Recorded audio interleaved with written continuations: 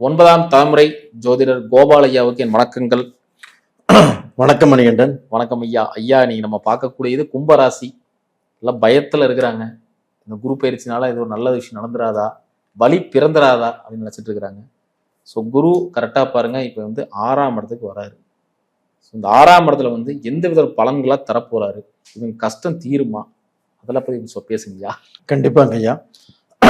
அதற்கு முன்னாடிங்க ஐயா, என்னை வாழ வைக்கும் ஸ்ரீ அம்பிகை ஜோதிடத்திற்கும் என்னுடைய நேயர்கள் எல்லோருக்கும் என்னுடைய மனமார்ந்த நன்றிகள்.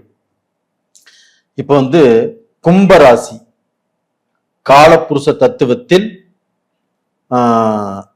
11வது ராசி. அந்த ராசிக்கு இந்த குரு பயிற்சி எப்படி இருக்கும்?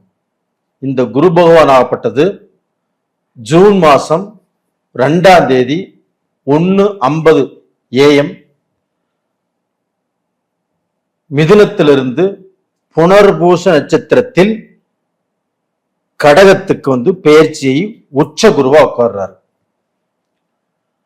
அப்ப இந்த குரு பகவானுடைய பெயர்ச்சி கும்ப ராசிக்காரங்களுக்கு எப்படி இருக்கும், இதை பத்தி தான் இந்த வீடியோல தெளிவா பேச போறோம். குரு பகவான் அப்படிங்கிறது முழு சுபகிரகம். நவகிரகங்கள் 9 கிரகங்களிலுமே குரு பகவான் தான் முழு சுபகிரகம். அதே சமயத்துல குரு அருள் இல்லையே எந்த ஒரு அருளுமே இல்லை. அந்த குரு பகவானுடைய அருள் இருந்தால் மட்டும்தான் ஒருத்தருடைய வாழ்க்கை திருப்தியாக இருக்கும். அதே சமயத்துல அந்த குரு பகவானுடைய பார்வை, அந்த திருஷ்டி, அந்த குரு பகவானுடைய திருஷ்டிங்கிறது 5, 7, 9 ஒரு ஜாதகத்துல. அப்ப அந்த குரு பகவான் எங்க இருந்தாலும் 5ஆம் பார்வை, 7ஆம் பார்வை, 9ஆம் பார்வை. அப்ப அந்த குரு பார்வைப்படக்கூடிய இடத்தில் பாவ கிரகங்கள் இருந்தாலும் அந்த பாவத்துக்கு சமமான செயலை செய்யாது குரு பார்வை பெற்றதுக்கு பின்னால். அதே சமயத்தில் அந்த குரு பார்வை படக்கூடிய இடத்தில் தோஷம் செய்யக்கூடிய கிரகங்கள் இருந்தாலும், இப்போ செவ்வாயோ, ராகுவோ, கேதுவோ, சூரியனோ, இந்த மாதிரி தோஷம் செய்யக்கூடிய கிரகங்கள் இருந்தாலும் தோஷத்தை செய்ய இயலாது. எவ்வளவு பெரிய மகிமை தெரியுங்களா இந்த குரு பகவானுக்கு? அது மட்டும் இல்லைங்க, கோடி புண்ணியம். குரு பார்க்கக்கூடிய இடத்துக்கு கோடி புண்ணியம். அந்த கிரகங்களாகப்பட்ட தோஷத்தை செய்யாதுன்னு சொன்ன இல்லைங்களா, தோஷத்தையும் செய்யாது, தோஷத்துக்கு பதிலாக யோகத்தையும் செய்கிறது. தோஷத்தை நிவர்த்தி பண்ணுது. தோஷத்தை நிவர்த்தி பண்ணிட்டு அந்த இடத்துல யோகத்தையுமே செய்யுது. இது எவ்வளவு பெரிய ஒரு ஆச்சரியம், எவ்வளவு பெரிய புண்ணியம். அப்பேற்பட்ட யோகத்தையும் புண்ணியத்தையும் கொடுக்கக்கூடிய கிரகம் குரு பகவான். அப்ப இந்த குரு பகவானுடைய அனுகிரகத்தால் மட்டும்தான் ஒருத்தருக்கு திருமணம் அப்படிங்கிற ஒரு விஷயமே நடக்குது. ஒருத்தருக்கு அந்த திருமண காலம் வரும்போதுதான் ஜாதகத்தை கொண்டு கொடுத்து எனக்கு குருபலன் வந்துருச்சா அப்படின்னு கேட்பாங்க. அப்ப அந்த குரு பலன் இருந்தால் மட்டும்தான் ஒருத்தர் திருமணம் செய்ய முடியும், திருமணம் நடக்கிறது. அந்த குருவுக்கு உகந்த கலர் என்னன்னா மஞ்சள் கலர். அந்த மஞ்சள் வஸ்திரம், அது போக மூக்கு சுண்டல், அதற்கு அதிகாரம் படைத்தவர். நம்பர்ல 3, இது எல்லாமே குருவுடைய அதிகாரத்துக்கு கட்டுப்பட்டது. அது போக ஒருத்தருடைய வாழ்க்கையில நல்லா சம்பாரிச்சு, நல்ல வேலை, நல்ல உத்தியோகம், ஒருத்தர் சீஃப் மினிஸ்டரா இருக்கிறாரு, இல்லைன்னா கவுன்சிலரா இருக்கிறாரு, எம்எல்ஏவா இருக்கிறாரு, பிஎம்மாக இருக்கிறாரு, இல்லைன்னா ஒரு உயர்ந்த போஸ்டிங்ல இருக்கிறாரு, ஒரு ஜட்ஜா இருக்கிறாரு, ஒரு ஊர் தலைவரா இருக்கிறாரு அப்படின்னா குருவுடைய அனுகிரகம் இருந்தால் மட்டும்தான் அவங்க அந்த பொசிஷனுக்கு வர முடியும். இல்லைன்னா கண்டிப்பாக வர முடியாது. அப்படிப்பட்ட அனுகிரகம் குரு ஒருவருக்குத்தான் இருக்கிறது. அப்படிப்பட்ட குரு பகவானாலதான் துன்பத்தில் இருக்கக்கூடிய ஒருத்தரை மகிழ்ச்சியாக மாற்றக்கூடிய சக்தி குரு பகவான் ஒருவருக்கு மட்டும்தான் இருக்கிறது. அவ்வளவு பெரிய சக்திங்க. சுபகிரகம்னா சாதாரணம் அல்ல. 9 நவகிரகங்களிலும் முழு சுபகிரகம் குரு பகவான் தான். அப்ப சுபகிரகம்னா முழு சந்தோஷம், முழு திருப்தி. ஒருத்தர் வாழ்க்கையில ஒரு பிறவி எடுத்து இந்த பிறவியில காசு பணம் சம்பாதிச்சு மனைவி கல்யாணமாகி மக்களை பத்து இன்னைக்கு சொசைட்டில நல்லா இருக்கிறாரு அப்படிங்கிற திருப்தியை கொடுப்பதே இந்த குரு பகவான் தான். இந்த குரு பகவானுடைய அனுகிரகம் இல்லைன்னா அவர் அந்த அளவுக்கு வரவே முடியாது. அப்படிப்பட்ட குரு பகவான் கும்ப ராசிக்கு என்ன செய்கிறார் அப்படிங்கிறதா இந்த வீடியோல நம்ம பார்க்க போறோம். தெளிவா எல்லாருமே ஸ்கிப் பண்ணாம பாருங்க. கண்டிப்பாக இது ஆழமாகவும் தெளிவாகவும் இருக்கும். இப்போ கும்பராசிக்கு 6ஆம் இடத்துக்கு வர்றாங்களா? இந்த 6ஆம் இடத்துக்கு வரக்கூடிய இந்த குரு பகவான் இதனால வரைக்கும் 5ஆம் இடத்துல இருந்தாங்க. அந்த 5ஆம் இடத்துல இருந்து சில நல்ல விஷயங்களை கும்பராசிக்காரங்களுக்கு செஞ்சாங்க. அந்த சமயத்துல ஜென்மத்திலையுமே சனி இருந்துச்சு. இப்ப பாத்தீங்கன்னா இதே குரு பகவான் 6ஆம் இடத்துக்கு வர்றாங்க. அப்ப 6ஆம் இடம் என்பது என்ன? கடன், நோய், எதிரி, சத்ரு, எதிரி. அப்போ கும்பராசிக்காரர்கள் எதிரிகள்னா தன் பழக்க வழக்கத்துல ஜாக்கிரதையாக இருக்கணும். தனக்கு பாத்தீங்கன்னா நட்பா பழகினாலும் ஒருத்தர் எதிரியாயிருவாங்க. அது போக பாத்தீங்கன்னா ஒருத்தர் கூட நம்ம சகஜமாக இருந்தாலும் அவங்க மூலியமாக ஏதாவது ஒரு பிரச்சனை வரும். அவங்க பிரச்சனையை சால்வ் பண்றதுக்கு நம்ம ஏதோ சொல்லுவோம், நாம வேண்டாதவங்களாயிருவோம். அப்ப இவங்களுடைய பழக்க வழக்கத்தை கொஞ்சம் குறைச்சுக்கணும். இவங்க அதிகமாக புது ஃப்ரெண்ட்ஸ், புது உறவு முறைகளை கண்டிப்பாக தேடிக்கொள்ள கூடாது. அப்ப பாத்தீங்கன்னா பழக்க வழக்கத்துல கும்பராசிக்காரர்கள் ஜாக்கிரதையாக இருக்கணும். அது போக பாத்தீங்கன்னா இவங்களுக்கு பாத்தீங்கன்னா இந்த பீரியட்ல துரோகிகள், எதிரிகள் அதிகமாவாங்க. கும்பராசிக்காரர்களே நல்லா பார்த்துக்கோங்க, நான் சொல்றது நல்லா கேட்டுக்கோங்க. இந்த பீரியட்ல உங்களுக்கு எதிரிகள் அதிகமாவாங்க. எதிரிகளை கூட ஜமாளிச்சுக்கலாம். துரோகிகள் கண்டிப்பாக உங்க கூட இருந்தே குளிப்பறைப்பாங்க, உங்க முதுகுல குத்துவாங்க. அதனால உங்களுக்கு தலைபூர கண் இருக்கணும். யாரையுமே முழுசா நம்பிட வேண்டாம். யாரையுமே நம்பி இடம் கொடுக்க வேண்டாம்.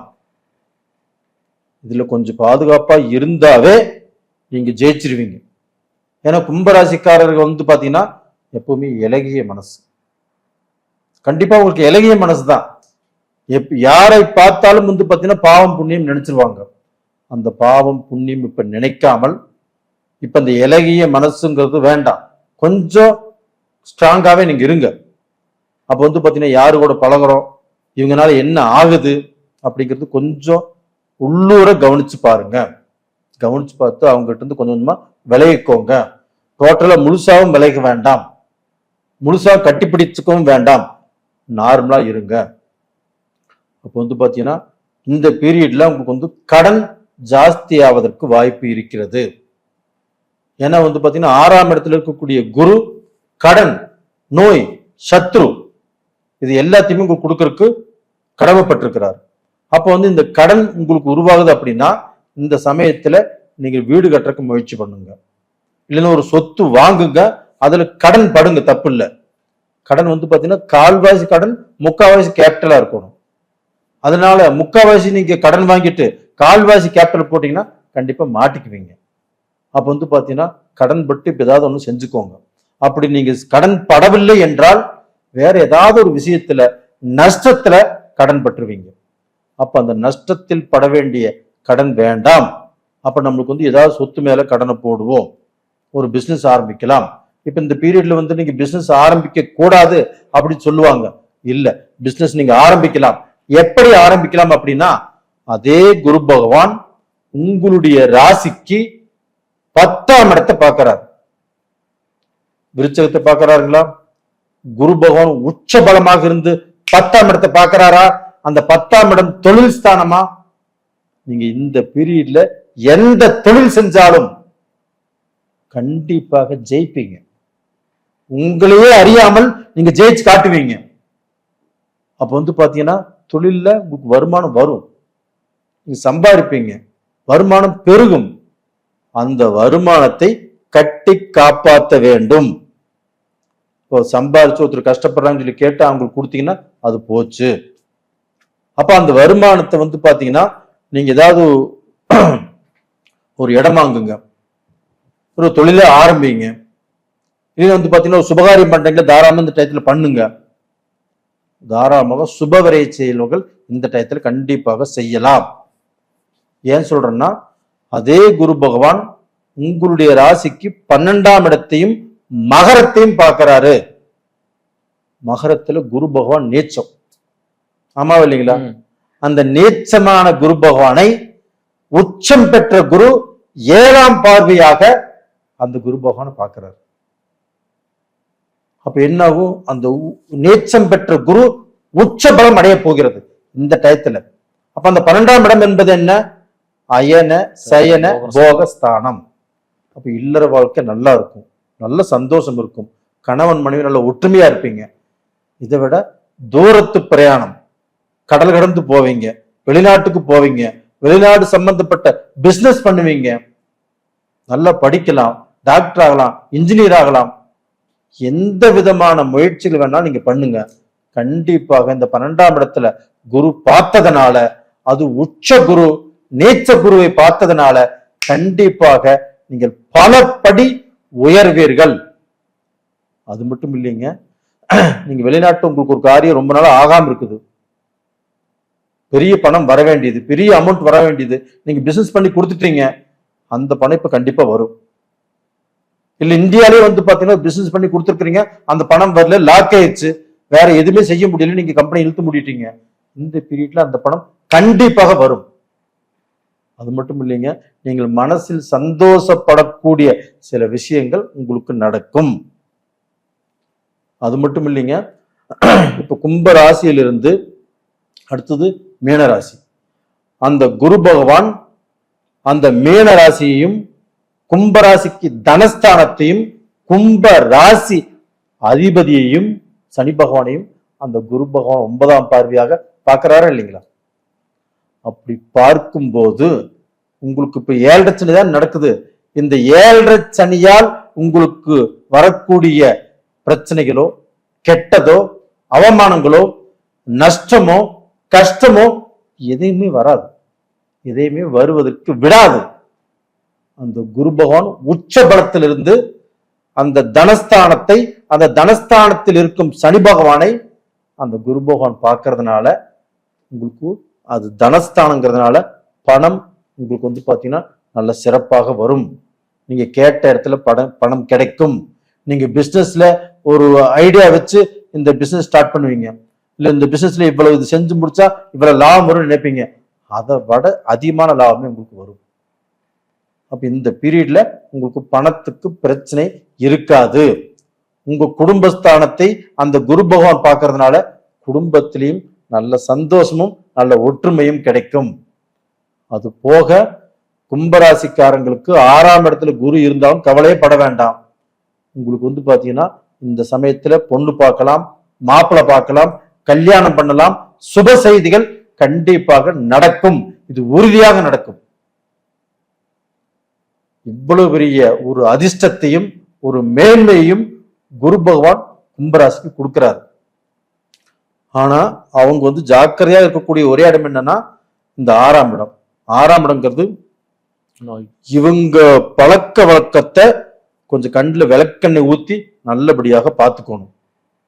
யாரையுமே முழுசா நம்பிடக்கூடாது. அப்படி நம்பினாங்கன்னா மாட்டிக்குவாங்க. அதே சமயத்துல வண்டி வாகனம் விபத்து, வண்டி வாகனத்துல கொஞ்சம் நிதானமா போக சொல்லுங்க. ஏன்னா தேவையில்லாத விரைய செலவுகள் இவங்களுக்கு வரும், கடன் வரும், நோய் வரும், விபத்துகள் உள்ளாகும். இது மாதிரி வருவதற்குண்டான காலகட்டங்கள் அந்த குரு அந்த 6ஆம் இடத்துல இருக்கிறதுனால இதை கொஞ்சம் மைண்ட்ல வச்சுட்டு இவங்க பாத்தீங்கன்னா நிதானமாக போவது வருது அப்படிங்கிறது ரொம்ப ரொம்ப நல்ல விஷயம். சிறப்புங்க. இந்த 10ஆம் இடம் சொல்லிருந்தீங்க, இப்போ தொழில் பண்றாங்க அப்படின்னா பார்ட்னர்ஷிப்புக்கு சேர்த்தலாமா? இந்த சமயத்துல கும்பராசிக்காரர்கள் தொழில் நல்லா இருக்கும். ஆனா பார்ட்னர்ஷிப் சேர்த்திக்கலாமான கண்டிப்பா பார்ட்னர்ஷிப் இப்ப சேர்த்த வேண்டாம். இதற்கு முன்னாடி பார்ட்னர்ஷிப் இருந்துச்சுன்னா அதை அப்படியே மெயின்டைன் பண்ணிக்க சொல்லுங்க. இப்ப புதுசா ஒரு பிசினஸ்ல பார்ட்னர்ஷிப் சேர்த்தி நான் தொழில் செய்யறேன் அப்படின்னா இப்ப பார்ட்னர்ஷிப் வேண்டாம். புரியுதுங்களா? இப்ப பார்ட்னர்ஷிப் சேர்த்துனாங்கன்னா கண்டிப்பா பாத்தீங்கன்னா இவங்களுடைய அதிர்ஷ்டம் அவங்களுக்கு போன மாதிரி, இவங்கனால அவங்க நல்லா இருப்பாங்க, அவங்கனால இவங்க நல்லா இருப்பாங்கன்னா கண்டிப்பாக இல்லை. அப்ப இதை மைண்ட்ல வச்சுக்க சொல்லுங்க. அதே சமயத்துல வந்து பாத்தீங்கன்னா இப்ப ஆணும் பெண்ணுக்கும் மனஸ்தாபங்கள், மனக்கஷ்டங்கள், குடும்பத்துல வந்து ஒரு திருப்தி இல்லாம போகக்கூடிய சூழ்நிலைகள், இது எல்லாமே இந்த 7 சனியில வந்திருக்கும். அது எல்லாமே படிப்படியாக குறையும். கணவனும் மனைவியும் ஒருத்தர் புரிஞ்சு நடந்துப்பாங்க. இப்போ குடும்பத்துல வந்து பாத்தீங்கன்னா கும்பராசிக்காரருடைய பசங்க, அவங்களுடைய பொண்ணுங்க அவங்களையே மதிக்காம போகக்கூடிய சூழ்நிலையோ, இல்ல பசங்க செய்யறது கும்பராசிக்காரங்களுக்கு பிடிக்காம இருக்கும், ஆனா சொன்னாலும் பசங்க கேட்க மாட்டாங்க. இந்த மாதிரி குழப்பங்கள் எல்லாம் இதுக்கு முன்னாடி சந்திச்சிருப்பாங்க. இப்ப அது எல்லாமே சரியாகக்கூடிய ஒரு காலகட்டம் தான் இப்போ. அப்போ வந்து பாத்தீங்கன்னா இதற்கு மேல கும்பராசிக்காரர்கள் படிப்படியாக உயர்ந்து நல்ல நிலைமைக்கு வந்தே தீருவார்கள். இப்ப இந்த கும்பராசி நேயர்கள் எந்த விஷயத்துல ரொம்ப கவனமா இருக்கும்? இவங்க எந்த விஷயத்துல கவனமா இருக்கணும் அப்படின்னா, ஒரே ஒரு விஷயம், முழுசா யாரையும் நம்ப வேண்டாம். யாருக்கும் இந்த சமயத்துல கடன் கேட்டால் பணத்தை கொடுக்க வேண்டாம். ஐயோ அவங்க கஷ்டப்படுறாங்களே, அவங்க பாவம் அப்படின்னு நினைச்சீங்கன்னா அந்த பாவம் உங்களுக்கு வந்துடும். அப்ப இந்த சமயத்துல வந்து பாத்தீங்கன்னா ரொம்ப கவனமாக, ரொம்ப எச்சரிக்கையாகவும் இருக்கணும்.